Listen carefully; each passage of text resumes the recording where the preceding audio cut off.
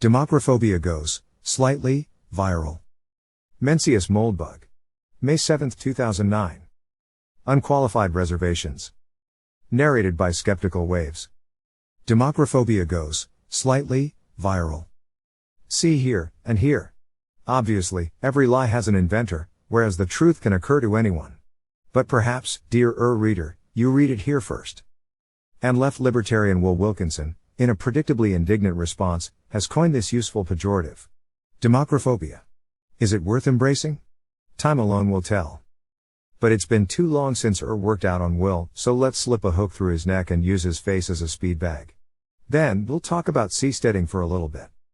The reader, hardened though she is to great torrents of text, can skip most of Will's post. From our perspective, he spends most of his gas merely in proving his remarkable, if hardly unusual, inability to distinguish freedom from power. A sort of political colorblindness, as it were. If colorblindness were transmissible. It may be pointless to explain the difference between red and green to any such congenital deuteranope. But 360 years ago, one greater than I tried anyway. Truly I desire their liberty and freedom as much as anybody whomever, but I must tell you their liberty and freedom consists of having of government, those laws by which their life and their goods may be most their own. It is not for having a share in government, sir, that is nothing pertaining to them. A subject and sovereign are clear different things. That would be Charles Stuart, of course. And if you believe all the nasty things you've read about him, you try your wits with the behemoth. There's an easy way to define democracy. Every adult subject of the state is deputized, drafted or dragooned as a part-time government official. The sum of these petty officials constitutes a gigantic committee, holding the exact same formal authority as Charles Stuart. And much less actual authority. Though if Charles' powers were so absolute as his murderers pretended, well, to quote Trentlott, we wouldn't have some of the problems we have now. And even supposing the formal were actual, by what right does Will hold his nanoslice of power? By what right did Charles hold his full slice? Certainly he insisted on that right, just as Will insists on his. In both cases, by initial conquest and subsequent inheritance. Political power is a property right, however you slice it. It is owned, not deserved. It is not a natural or human right. And it has no more to do with freedom than brake fluid with fondue. If you've ever lived in a foreign country, you know exactly what life is like without the nanoslice, pretty much what life is like with it. Except for the zen of abandoning the constant, unrequited longing for control that is the cruel karma of the democratic citizen, and the breath of honest fresh air in exchanging a first-person government for a third-person one, not we but they. Of course, power has consequences. Nanoslices add up. And so when Peter Thiel says that when women got their nanoslice, the competence of this gigantic committee deteriorated, from his perspective, in which good government equals libertarian government, which is also Will's perspective, and also more or less mine, he is making a factual statement. His point is neither philosophical nor normative. If one can say that Louis XIV was a more effective ruler than Louis XV, one can say that a gigantic committee of men was a more effective ruler than a gigantic committee of men and women. The point can be argued, of course. But it must be argued with facts, rather than gas. All this is 101. We know it cold. So we return to Will, and his alternative. If libertarians are going to shift the politics of the countries we live in, we've got to get it through our thick skulls that many people have considered libertarian ideas and have rejected them for all sorts of decent reasons. We've got to take those reasons, and those people, fully seriously and adequately address them. Will, if you do happen to read this, I'm not just the internet's most notorious Jacobite blogger, I'm also an expert in narcotics and dangerous drugs. And no offense, but are you sure you're loading your bong correctly? High-grade marijuana will often contain small, clear crystals of pure resin. But if the bowl contains a single large, white crystal or rock, be warned. You may not be smoking what you think you're smoking. Still, we must be grateful for this whiff of Tay Democrac. Many assume it, few think it, even fewer say it. To see it written, sincerely and without irony, is both refreshing and educational. Dear Will, you mention IQ. Perhaps you're aware that the average IQ is 100. Have you ever collaborated with, employed, or otherwise befriended anyone with an IQ of 100? If not, it's never too late to moonlight in food prep at your local Hardee's. You could also enlist in the Marines, train as a cosmetologist, or work as a telemarketer. Or why not all of the above? Don't you want to connect with your good friends, the people? After these learning experiences, you may be inspired to set up a special, simplified version of your blog, to explain the virtues of Rawlskianism to voters in this bracket, who have, as you say, considered libertarian ideas and rejected them for all sorts of reasons. An accessibility feature, as it were. One small step ahead of the ADA. But 100 is just for average white people. Alas, as you may know, not everyone is white. You also mention cranial thickness. A fascinating topic, much neglected. Consider the problem of transmitting Rawlskianism through this cranium, est. IQ, 65, number of votes, 1, or this one, est. IQ, 75, number of votes, 1.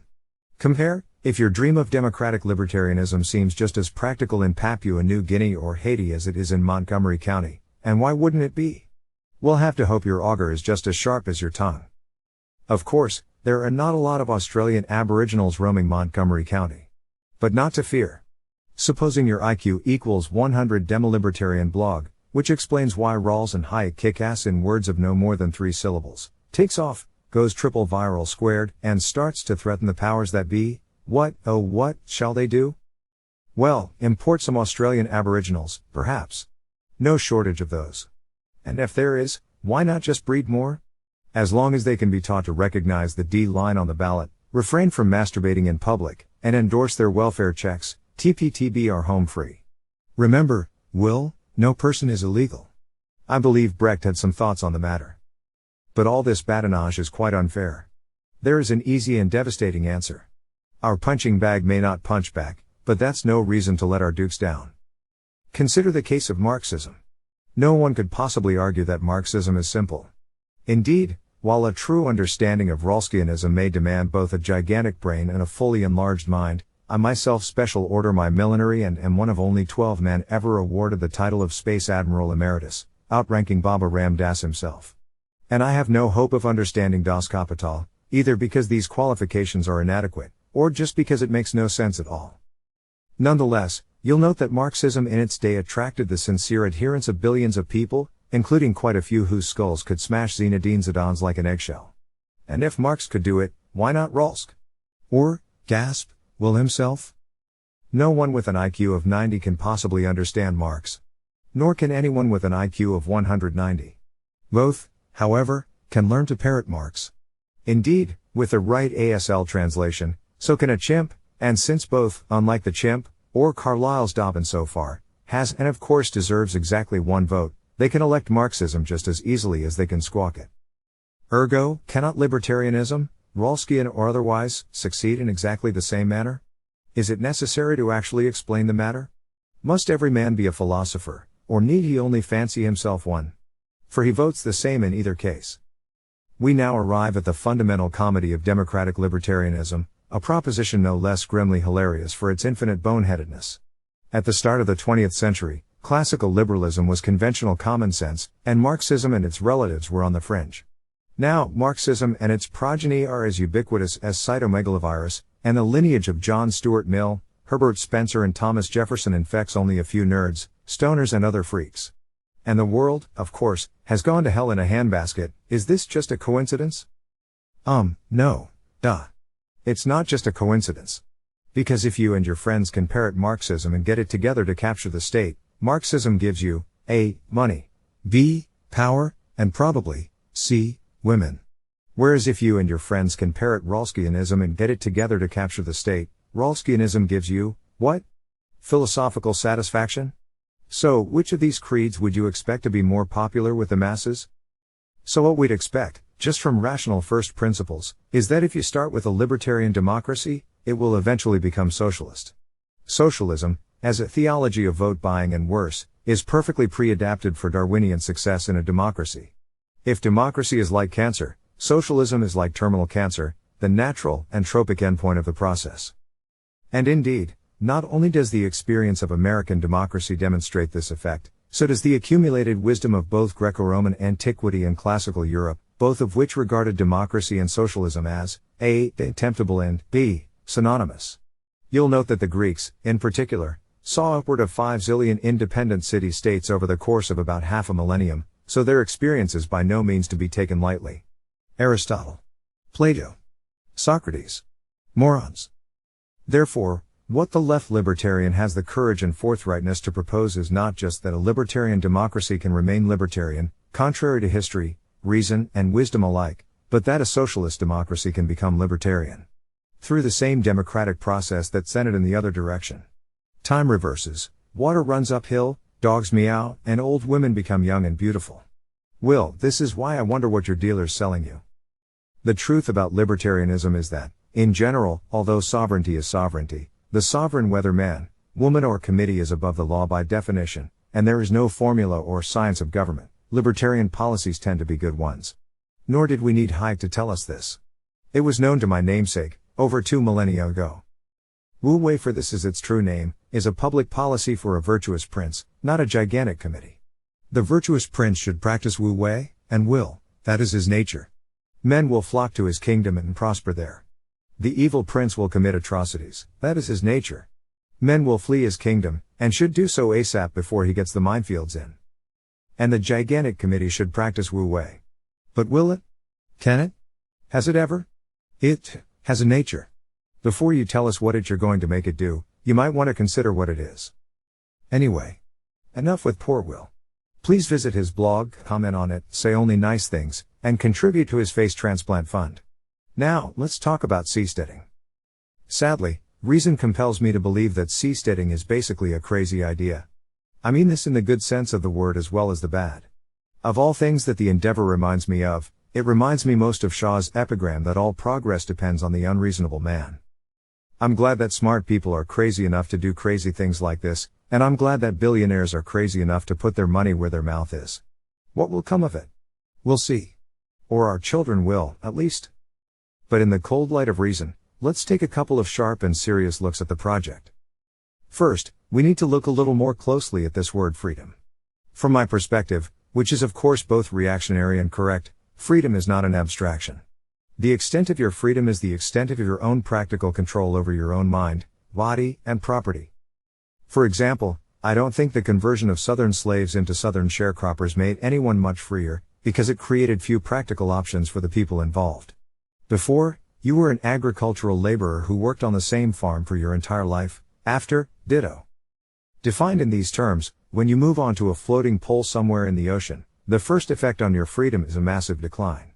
You have sworn fealty to King Neptune. Neptune accepts your service, as he has accepted so many before you. His court is glorious, his riches are infinite, his territory is vast. But Neptune is a stern and capricious lord.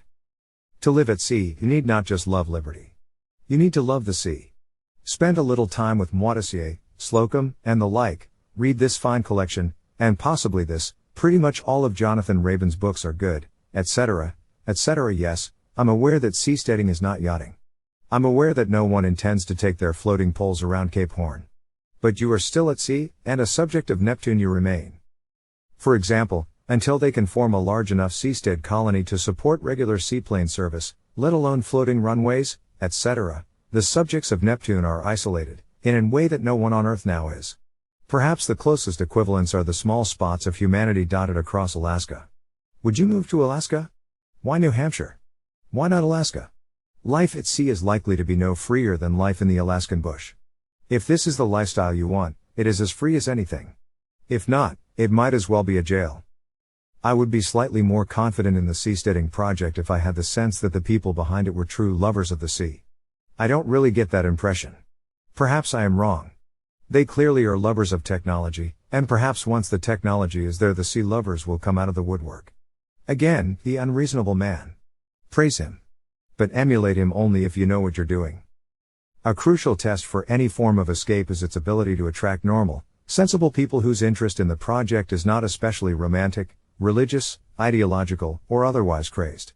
The English colonies in North America, whose history most of us know, are excellent examples. Neptune had his way with the colonists for a month or two, but after that they were on dry land, and pretty good land, too. And there was no shortage of pure economic emigrants. And still, getting to this level of bootstrap was not at all easy. My second criticism is that I feel the seasteading project, as is all too common these days, has mistaken a political appearance for a political reality. The Roman Empire was not the Roman Republic. It pretended, in every possible way, to be the Roman Republic, but woe be to those who could not see the difference. Before the 20th century, Planet 3 was divided among a number of independent powers. Some of these powers were strong and others were weak, and they behaved accordingly. Since we're speaking of the sea, see under Admiral Semmes. A work worth reading for many reasons, but not least the completely unexpected, at least to me, amount of paper devoted to the laws of the sea. Even in the 19th century, it turns out, the pretense of maritime neutrality was quite a bit thinner than the reality. Since 1945, the government of Planet 3 has consisted of A. USG, and B. USG's enemies. For various complicated reasons familiar to all readers, the enormous decaying hulk that is USG is particularly good at nourishing its own enemies. As USG decays, we are starting to see a new class of state, the post-anti-American regimes of Russia and China, whose relations with USG are starting to vaguely approach the 17th century ideal of Westphalian neutrality. They have a long way to go, though they remain exceptions. They are not exactly noted for their libertarianism, and while they need not always knuckle under to Washington, neither do they have any desire to offend it. As alternate protectors they seem quite unsatisfactory. For the rest, the new international order consists of USG and its satellites. There are no true international institutions. Indeed, the concept is a contradiction in terms. There are only American institutions, which pretend to be a partnership of equals. So did the Warsaw Pact. Unlike the Warsaw Pact, the United Nations order does not of course serve the interests of Americans or report to American officials. Its personnel are indeed genuinely international. But all its ideas are American, both in origin, in the flow of new thoughts, to the extent that it has any new thoughts, and in the structure of prestige. This is quite sufficient. Thus you have a basic problem: you're trying to escape from a planetary government, by moving somewhere else on the planet. At least if you move to, say, Costa Rica, you are sheltered by the pretense that Costa Rica, which is actually a satellite or external province of USG, is, as it appears to be, a sovereign country. If you really wanted to escape from USG, you wouldn't seastead. You'd spacestead, or possibly starstead. Ideally, there would be some vast, opaque nebula between you and the New York Times. Then, you might have a chance. Best not to tell anyone where you're going, though. The seasteaders have a page on this problem. It strikes me as inadequate, because I'm not sure it's fully informed by an understanding of the historical and political dynamics. The take reminds me too much of the attempts to create digital gold currencies and other alternative financial systems, which have not been conspicuous in their success.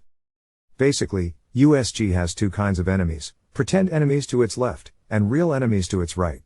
It is not possible to conceal the basically hostile intention of the seasteading movement, which makes it an enemy, and its political alignment, libertarian as a subset of conservative, makes it an enemy to the right. Toward right enemies, USG is incredibly dangerous. The pretend enemies, such as the communist countries and the Cold War, other third world nationalist thugs, revolutionary Islamists, etc., are actually best defined as partial clients.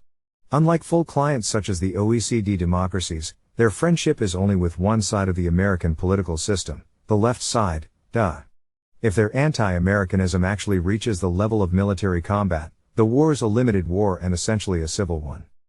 Right enemies include Nazis and other fascists, of course, apartheid South Africa and Rhodesia, the Portuguese Estado Novo and Franquista Spain, the Greek colonels, and, of course, Israel. You might notice a property shared by all but one of the regimes on this list, which is that they don't exist anymore. Sometimes there will be patron-client relationships on the right side of the equation, but they are always tenuous. Even in the last case, the Israel lobby is a piece of dental floss compared to the arm-thick steel cable that is the Palestine lobby. You'll notice that USG's policy is that the war should end by Israel giving money and land to the Palestinians, not the other way around. To its left, USG uses proxy forces to prey on itself. To its right, it uses its own forces to prey on others. To its left, it finds excuses not to act. To its right, it creates excuses to attack. To its left, it never takes no for an answer, the olive branch is always extended. To its right, it never takes yes for an answer, feed it an arm, and it comes back and demands your leg. This is how it ended up ruling the world.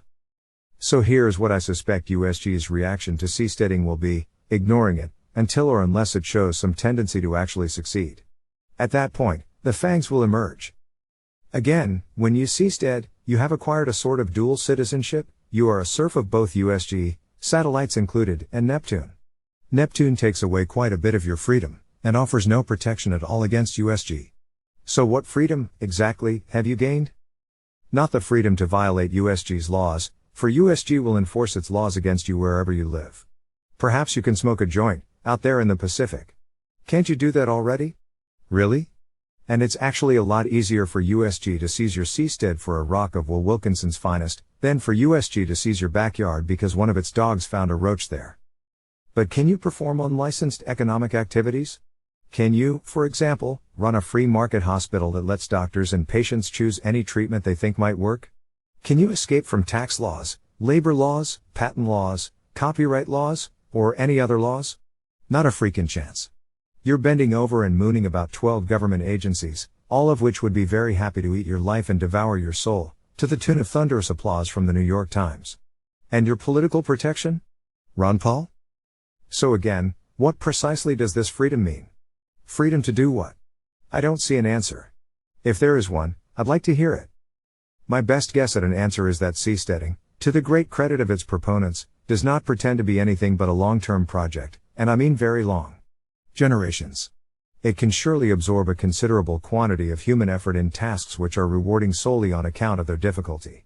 Men climb mountains, explore the Arctic, sail around Cape Horn, etc., so why not? I can think of many far more boring and pointless endeavors, most notably, democratic libertarianism. And the time frame brings up an old joke which I believe is due to Robert Heinlein. Apparently, a long time ago a thief was caught in the king's treasury. This king was quite strict about such matters. But he was a king, so he brought the thief before him and asked, "Why should I spare your life?" The thief, thinking fast, said, "Simple. I've fallen on evil times, I admit, but once I was the world's greatest animal speech instructor. Give me a year, and I can teach your favorite horse to talk. What do you have to lose? If I'm lying, you can just hang me anyway." The king agreed. And every day thereafter, the thief was in the stable, teaching the horse to talk. He flapped its lips, he whispered in its ears, he pulled its tongue, he did everything. One day a stable boy came up to him and said, "Look, you seem like a sensible fellow. You know that horses don't talk. So why are you doing all this?" The thief said, "Yes, I know that horses don't talk. But, you know, I have a year. In that year, a lot could happen. The king could die. The horse could die. Or the horse could learn to talk." Thus with seasteading. In a project with a multi-decade time horizon, many things can change. The sea will always be the sea, but technology changes, and more importantly, so does USG. For better or for worse, no empire is forever. As USG decays, it will probably not become easier to reform, but it may well become easier to resist. We can only hope. So my official stance on seasteading, cool to lukewarm. At least from what I've heard so far. Enthusiasts should feel free to try to change my mind, if they care. Some may ask, do I have an alternative? Yes, I have an alternative. I'll discuss it in my next post. But for now, suffice it to say that when the impossible is ruled out, we are forced to consider the improbable. If it is impossible to reform USG, and impossible to escape USG, what other option is there?